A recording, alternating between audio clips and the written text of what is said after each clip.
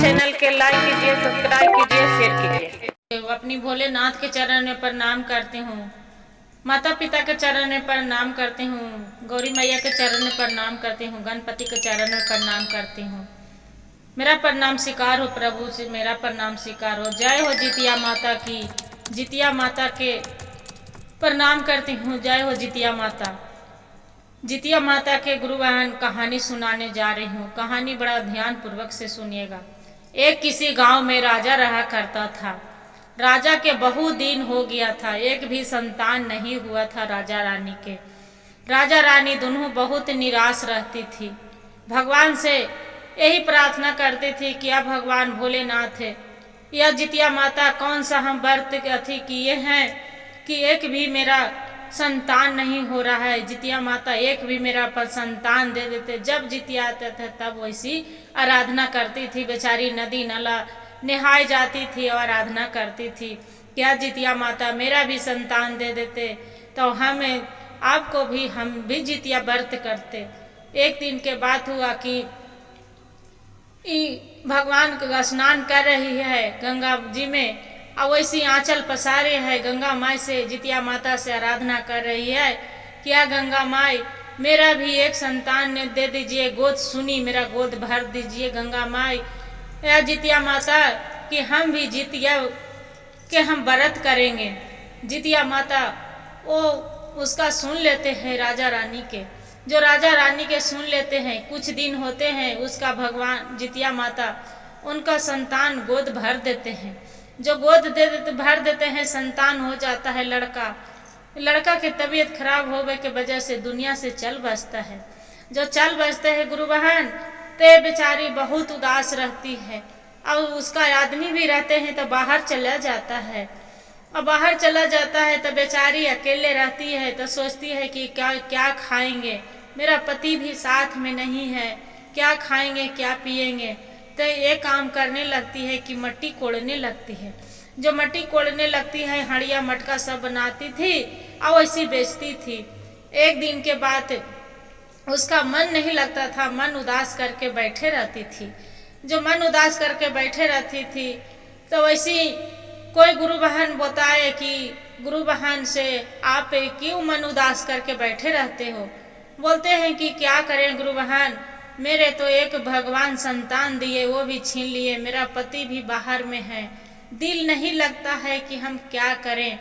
जे बोले कि देखो गुरु बहन, जितिया आ रहा है, जितिया के एक काम करिए, जितिया के आप भी उपास रहिए, आपको जरूर जितिया माता गोद भर देंगे।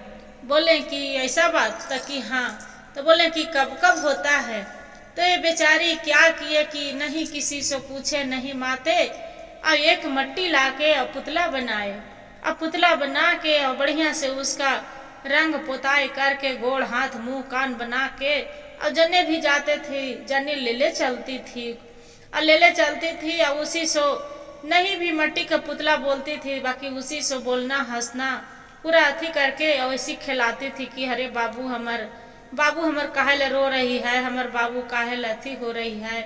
वैसी करके कोई भी देखते थे गुरु बहना तो बोलते थे कि अरे बाप रे, ये मोटिया के पुतलवा के काहे ले ढोले चलती है। बाकी बोलते हैं नहीं, ये मेरा बच्चा है, ये मेरा बाबू है, मेरा जितिया माता दिए है। जितिया माता के इतने जो सुनते हैं तो जितिया माता के भी उनका लगता है कि इसका पुतला के ढोले चलते हैं। तो जो जितिया पूज रहे थे तो वो कोई भी गुरु बहन से पूछे कि गुरु बहन, ये क्या के चीज के पूजा कर रहे हैं, क्या चीज के गंगा माई में नहाते हैं जे। तो बोलते हैं सब है कि गुरु बहन से आज कल जितिया के नहा खाए है, मड़ुआ के लिट्टी रोटी आटे के रोटी बना के खाया जाता है, चिल्हू सियारों को निकाला जाता है, और 8वीं के उपास रहते हैं, 8वीं के निराजली व्रत रहते हैं, नहीं तो एक बूंद पानी पीते हैं, नहीं कि कुछ खाए पीते हैं, कुछ भी नहीं, निराजली रहते हैं एकदम। गंगा स्नान करके भगवान के ध्यान लगा के और वही कुछ भी जो मांगते हैं जितिया माता के पूजा करते हैं अपना बाल बच्चा के लिए। बाल बच्चा की उसका जिसका गोद में नहीं रहता है उसका जितिया माता गोद भर देते हैं। बोलते हैं कि ऐसा बात है। मन में बेचारी ठान लेती है कि हम भी अपना मट्टी के पुतले के लिए हम भी जितिया के व्रत जरूर करेंगे। बेचारी घर आती है वहां से, और जो मट्टी के हड़िया उड़िया बनाती थी क्या करती है कि बाजार में बेच के, और बाजार से बेच के बाज के, और जो पैसा रहते हैं मड़ुआ के आटा लाती है, और उस भी किराए के दाने लाती है, जो भी रहते हैं उसका लिंगल्ले लाती है, खीरे के बीचा, और सब उपास रह जाती है। उपास रहती है तब जितिया माता सोचते हैं कि जितबंधन बाबा की ये सब को लगते हैं कि अपना बेटा बेटी ले जितिया करते हैं, ये तो मट्टी के पुतला ले जितिया कर रहा है। जो इतने ध्यान में लगा के और पारण उन्नन कर लेती है, 8वीं के पारण, 8वीं के उपास रहती है, 9वीं के पारण जब करते हैं और गोदी में लेके मट्टी के पुतला के और मट्टी कोड़ने चली जाती है। जो मट्टी कोड़ने के चली जाती है, जैसी गोद में उठाती है, जैसी उसका बच्चा कलवलाने लगते हैं। जैसे कलवलाने लगते हैं गुरु बहन, तब सोचते हैं कि अरे मेरा बच्चा तो कलवलाने लगे है, जो नहीं ये मेरा लगता है कि भ्रम है, मेरा मन के पहला वाला बच्चे के याद आते रहता है सब घड़ी। अब ऐसे आंसू पोंछती थी और रोती थी कि अब भगवान या जितिया माता मेरा भी बच्चा एगो संतान दे देते तो मैं निराशा नहीं रहते हैं। भगवान जे कि कौन घड़ी के परीक्षा ले रहे हैं भगवान, या जितिया महाराज या गरुड़ महाराज, क्या बात है। जे ऐसी ही करती है और बाद में फिर उकरा संतोष नहीं होता है, फिर भी रोते हैं, खिलाते हैं कि अरे अरे बाबू हमार काहे बाबू हमार रो रहे हैं, झूठ मूठ ऐसे बोले।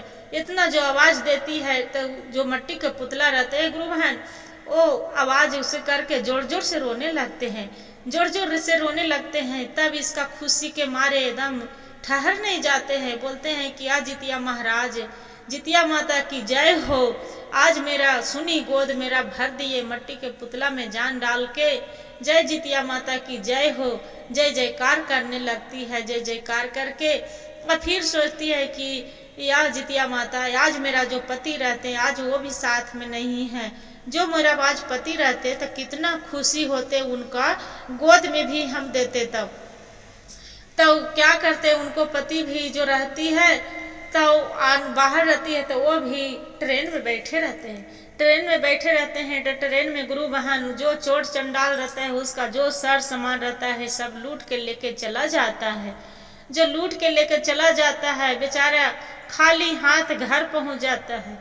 जो घर पहुंचता है तो उसका पत्नी देख के बहुत खुशी होती है कि आज मेरा पति आ गए हैं। बच्चे को दौड़ी दौड़ी जाके गोद में दे देते हैं कि लीजिए आज जितिया माता की कृपा है जी कि मेरा गोद भर गया, सुनी गोद आज भर दी। उसका पति बहुत खुश होते हैं, बोलते हैं कि आज घर तो लौटी बाकी खाली हाथ है। अपनी पत्नी से सारी बात बता देता है कि क्या कहें, मेरा तो आ रही थी रास्ते में तो एक डाकू ने सब लूट लिया चोर चंडाल में। पत्नी बोलती है कि कोई बात नहीं जी, जितिया माता की कृपा होगा, मेरा धन दौलत सब भर जाएगा।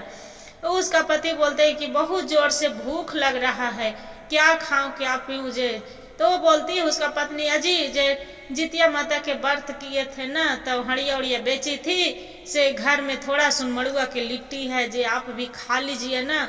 खाई थी और रख दिए थे।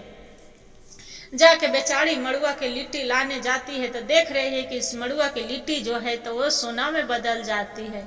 दौड़ी दौड़ी अपना पति के जाके बोलते अजी अजी घर में तो ये तो पूरा सोना है जी, ये जो मड़ुआ की लिट्टी नहीं है, ये तो मड़ुआ की लिट्टी बनाई थी बाकी ये पूरा सोना चांदी भरे है जी। जे देखिए ना किचन में पूरा धान चावल गले अनाज पूरा सब भर जाते हैं। जितिया माता की जय हो। सब ऐसी ही जयकार करने लगती है कि जितिया माता आप मेरा एकदम कितना गरीबी से दूर कर दिए है, मेरा बाल बच्चा के जैसे जीवन दान दे दिए है जितिया माता, वैसी मेरा खुशी से मेरा सुहाग अमर बनाए रखिया, मेरा गोद भरल रखिया।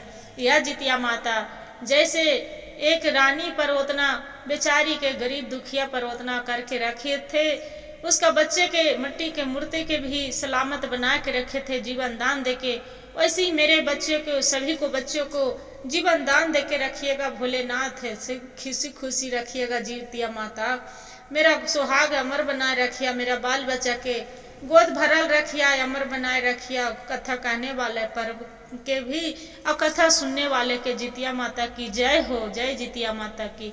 गुरु भाई गुरु बहन, जो जितिया के कथा के कहानी के अच्छा लगे तो वीडियो को लाइक और सब्सक्राइब और शेयर जरूर करिएगा। हर हर महादेव जरूर लिखिएगा।